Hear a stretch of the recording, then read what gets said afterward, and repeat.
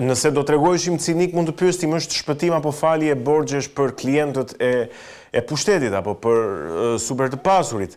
Megjithatë, nëse do të bëjmë një analizë pak më të ftohtë, si do thonim për paqen fiskale? Çfarë është kjo?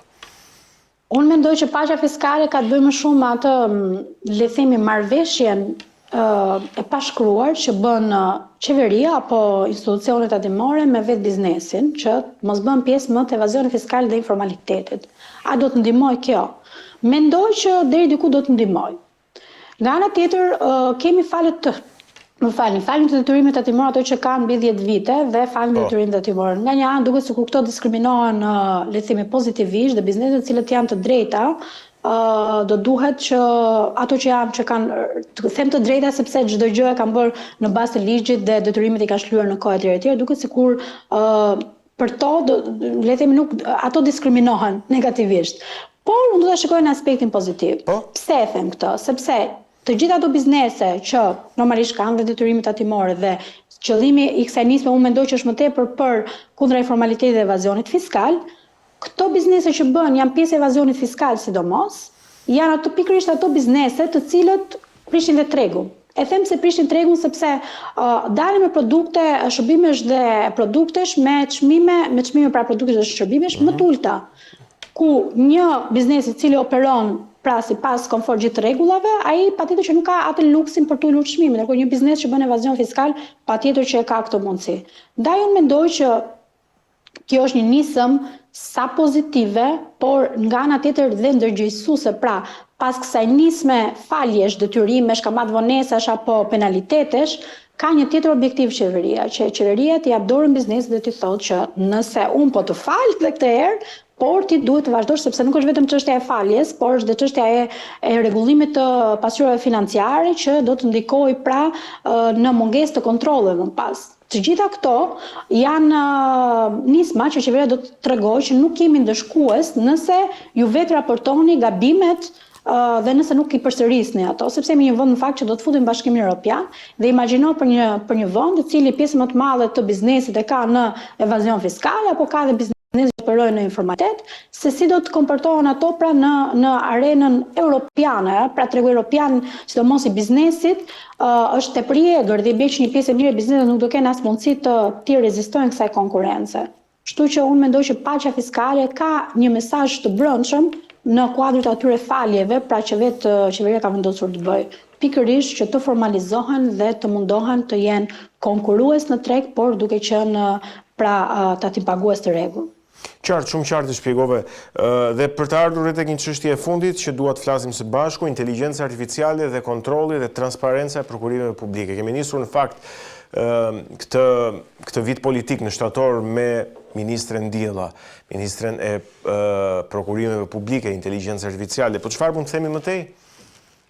Në të vërtetë inteligjenca artificiale ka si qëllim, sidomos në këtë nisëm, ka si qëllim që faktori njeri deri diku të jetë jo identifikues i korrupsionit apo qoftë këtyre elementeve informalitet dhe evazion fiskal, pasi shpesh herë është parë që nuk është se ka pas ndonjë rezultat madh, se ka pas dhe le të themi në punës të administratës publike jo shumë të ndërgjegjshëm dhe ato vetë janë bërë pjesë e këtyre nismave që normalisht janë inteligjore.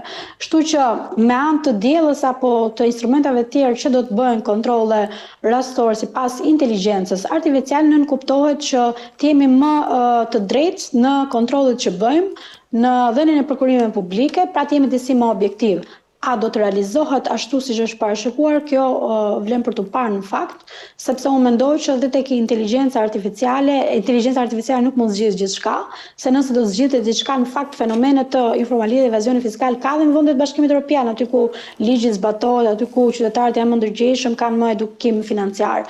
Por do ta kishte bërë bota para nesh, ndërkohë që ne gjithë këto probleme që kemi me korrupsione, nuk mendoj që inteligjenca artificiale do t'i mund, sepse kjo është më e thellë se inteligjenca artificiale dhe se thjesht kontrolli, është në perceptimin e qytetarëve. Në të vërtetë, në perceptimin e çdo qytetari ekziston ajo dëshira nëse ka përfitime personale pa dashur të paraqyjoj asnjë qytetar, po një pjesë e mirë e qytetarëve shqiptar dhe në një kërkim që un kam bërë në lidhje me evazionin fiskal dhe informalitetin dhe në një pyetje që është bërë qëllimisht për të kuptuar a ka ndryshuar perceptimi.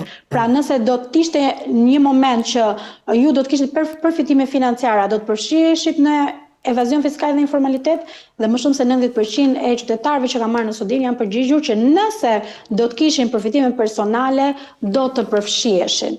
Dhe kjo është pra prandaj them që nuk e zgjidh vetëm inteligjenca artificiale. Duhet patjetër një sensibilizim nga vetë qytetarët, patjetër duhet edhe një rritje ekonomike që qytetarët mos bëhen prej as të evazionit fiskal as informalitetit. Por duke nisur nga pikërisht nga nënpunësit e administratës publike, sepse që këtu nis problemi. Se ne të nënpunësit e administratës publike ne themi qytetari bën korrupsion apo biznesi bën korrupsion apo bëhet pjesë evazioni fiskal informalitetit. Por pse e ka lejuar administrata publike, jemi në kushte këtu ku jemi. Pra duhet ndonjëherë dhe kontroll dhe monitorimi në punësit e administratës publike, shohim pra që dhe pushtetarë dhe individë cilët kanë lidhje me politikën dhe pozicione tepër të larta janë përfshirë pra në korrupsion. Pra duhet nisi edukimi financiar apo edukimi ligjor nga vetë ato të cilët na drejtojnë më pas, të jenë ato një shembull i mirë për ne qytetarët. Romina, unë dua të të pyes diçka se të dëgjova me shumë vëmendje dhe përdore në 2 raste frazën edukimi financiar.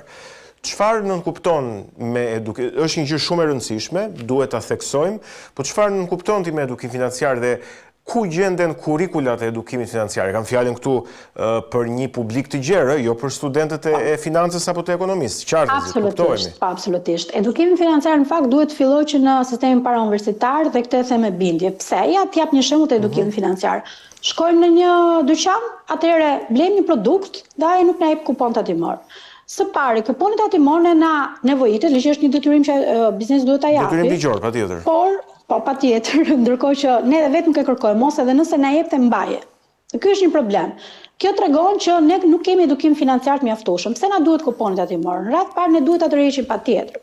Po në radhë dytë, nëse produkti ka probleme të tipit, nëse është sidomos nëse është jashtë skadencë apo se ka ndodhur në Shqipëri që kemi pasur probleme me cilësinë e produktit, ne nuk kemi mundësi më pas as ta ankohemi as të gjejmë të drejtat tona as ta kthejmë. Dhe pra, pikërisht nga ky veprim që duket një veprim shumë i thjeshtë, që ne neglizhojmë marrjen e kuponit tatimor dhe nëse le të themi ai marketin e na jep, por mund të ketë dhe probleme, shpesh edhe në markete, ja mund të jap edhe një rast tjetër, ndodh që vetë kasiera për shkak se është shumë e lodhur mund të kalojë një produkt 2 herë duke bërë pipip ose mund të jetë një problem përsëri i sistemit aty.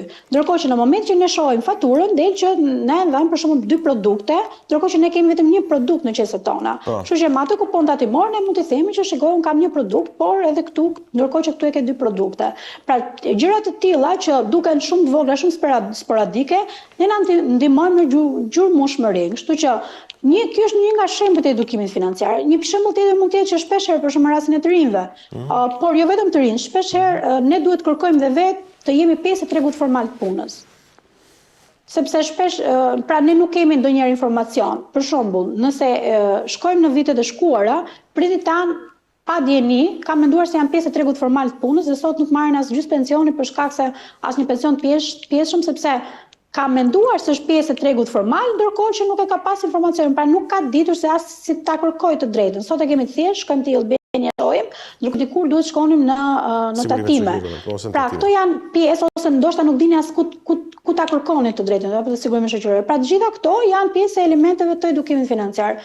Tani duhet nisi që nga sistemi parauniversitar me qëllim që vetë të rinj të edukohen më tepër të dinë, le të themi, të mos jenë pjesë e tregut kesh, të kërkojnë të drejtat e tyre, të jenë konsumator, pra të njohin të drejtat si konsumator, por dhe detyrimet nga ana tjetër me qëllim që të jenë qytetar, të jenë si qytetarët evropian. Qartë. Mirë, me këtë dua ta mbyll bisedën bashkë, mesazhi shumë i vlefshëm, unë falenderoj për bisedën dhe për gjithë ekspertizën që ofrove në studio. Faleminderit. Ishim me eksperten e ekonomisë Romina Radonshiq, folëm për zhvillimet e fundit nga financat dhe nga ekonomia në Shqipëri, buxhetin, projekt buxheti vitit 2026, rritja e pagave, pensioneve, çmimeve të qerave, paqja fiskale dhe inteligjenca artificiale në kontrollin e transparencës. Mirë, ne do të rikthehemi vetëm pas pak në bisedën e tretë. Mirë, jemi rikthyer në këtë pjesë të tretë dhe të fundit. Në fakt do të flasim për zgjedhjet vendore në 5 bashki, zgjedhjet e parakohshme të pjesshme. këtu në Shqipëri që do të mbajnë ditën e diel më datën 9 nëntor. Gjithashtu të flasim në kuadër edhe të kësaj.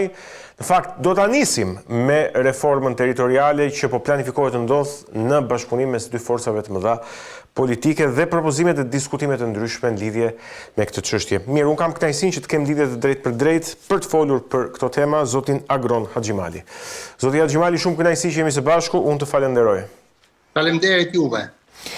Po e nis nga reforma territoriale, kryeministri Edi Rama çfarë po përpiqet që të bëjë dhe po them këtë reformë territoriale kujt i shërben dhe çfarë funksioni do të ketë dhe për çfarë qëllimi bëhet? Shiko, s'pare më lejoni të theksoj qëndrimin dhe opinionin tim lidhur me këtë reformë, pastaj ne mund ta debatojmë dhe analizojmë. Unë kam qenë kritik konstant i kësaj reforme gjatë 10 viteve në fakt. Dhe fakti është i tillë që kjo reformë nuk rezultoi ashtu siç pritej me efektivitetin, me eficiencën, me shërbimet për qytetarët, nuk arriti të mbajë qytetarët aty ku në komunitetet e tyre, sasia dhe cilësia e shërbimit nga kjo reformë lë shumë për dëshiruar, përfaqësimi i tyre gjithashtu lë shumë për dëshiruar dhe shumë arsye të tjera. Këto jo se i kam thënë unë, i kam thënë dhe raportet e Bankës Botërore, i ka thënë dhe raporti i fundit i Komisionit Evropian, pra nota kritike nga do ta kapësh. Por në raport me gjitha këto qëndrimi im ka qenë që të rishikohet reforma dhe i përkas fakti që ka nevojë të rishikohet, të rikorrigjohet dhe duhet bërë. Se cili është qëllimi politik i qeverisë apo i maggiorancës, ato ndajnë sigurisht interesa elektorale. Por e mira do të ishte që këtë radhë kjo reformë të bëhej një herë mirë, të mbylleshin të gjitha defektet që ka pasur reforma e parë, të korrigjohej çdo lloj gabimi që u bë në reformën e para 10 viteve dhe tashmë të bëjmë një reformë që të rezistoja 35 apo 40 vite në jetën e shqiptarëve, në jetën dhe kulturën administrative dhe në qëndrueshmërinë e institucioneve. Po është rasti mirë që kemi këtë komision, por nuk do të dëshiroja që ky komision të dilte me raporte të ndryshme. Një do numër më të madh, jo do numër më të vogël. Pra të dilnin me një sistem se cili është modeli më i mirë që funksionon për 2.4 milion banor dhe cili është modeli më i mirë që kontrollon territorin në 28.000 km2 të Shqipërisë.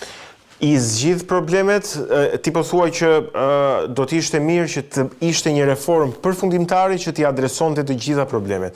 Po në këndvështrimin tënd, analizën tënde afatmesme, i zgjidh problemet apo në fakt i lë të pa adresuara dhe të mbartura, po themi? Shiko, pyetja jote është e bukur, me thënë drejtën, që mirë që po bëjmë reformën, po na i zgjidh kjo çështje në afatmesëm, le të themi, në afat shkurtër dhe afatmesëm. Është shqetësim i drejtë.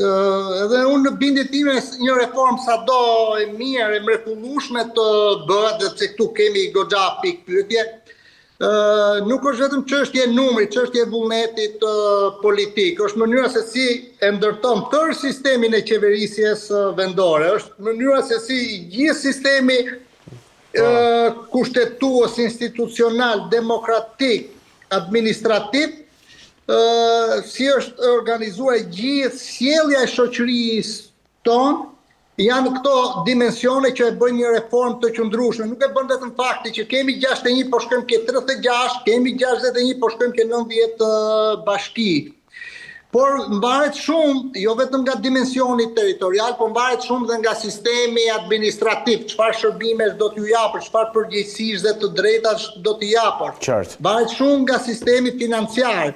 Do i mbash po shumë me transferta të kushtezuara sektoriale të përgjithshme, me grante, apo do të ndryshosh edhe paketat fiskale, do të gjesh i qasje tjetër se si të rrisin të ardhurat të bashki. Mbahet shumë se si do të ndërtosh sistemin zgjedhor të njësive të qeverisjes vendore.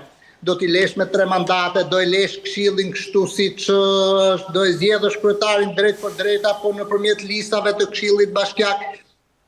Do kesh një nivel qeverisje vendore apo do kesh 2 nivelet qeverisjes vendore.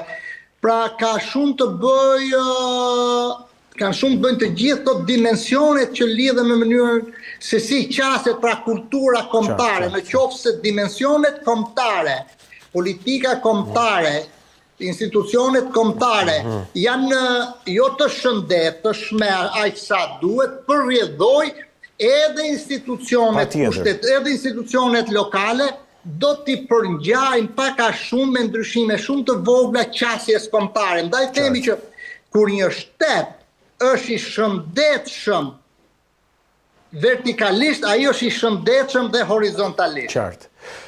Sa i takon roli të opozitës në këtë reformë territoriale? Nga njëra anë merr pjesë patjetër sepse është forcë kryesore opozitare, pra Partia Demokratike them, në kuvendin e Shqipërisë.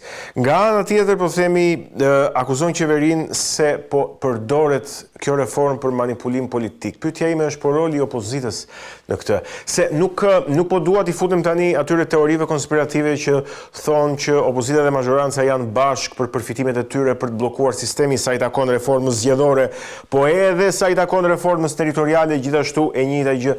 Megjithatë duke qenë më janë edhe parlamentares. Po, edhe parlamentarës, ndryshimin e numrit të deputetëve, kthimin e kuvendit me 2 dhoma etj. Cila është analiza jote në këtë gjë?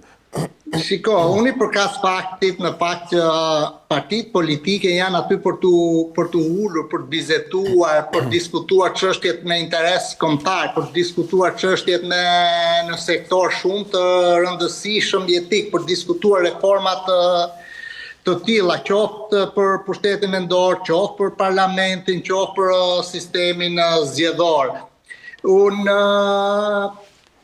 dua që këto palët të dyja të trajtojnë gjërat në një paket me konsensus të plot në interes të qytetarëve sigurisht.